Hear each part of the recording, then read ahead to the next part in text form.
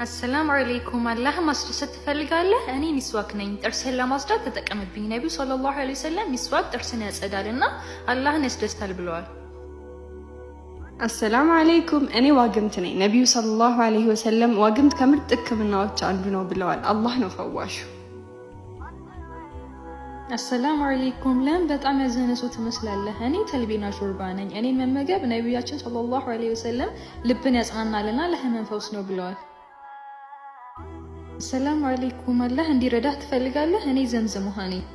ነብዩ ሰለላሁ ዐለይሂ ወሰለም ዘምዘም መጠጣት ለታሰበለት ነገር ይደርሳል ብለዋል። አሰላሙ አለይኩም እኛ ጥቁር አዝሙድ ነን። ነብያችን ሰለላሁ ዐለይሂ ወሰለም ሞት ሲቀር ለሁሉም በሽታ ፈውስ ነው ብለዋል። አሰላሙ አለይኩም እኔ ማር ነኝ። ነብያችን ሰለላሁ ዐለይሂ ወሰለም ሰላም በእርሳቸው ላይ ይውረድ ሆዱ ለታመመ ሰው ማር እንዲሰጥ አዘዋል። ፈውስም ከአላህ ነው። ኢስላማዊ ትምህርቶችን አጋራለሁ። ፎሎ አይረሳ።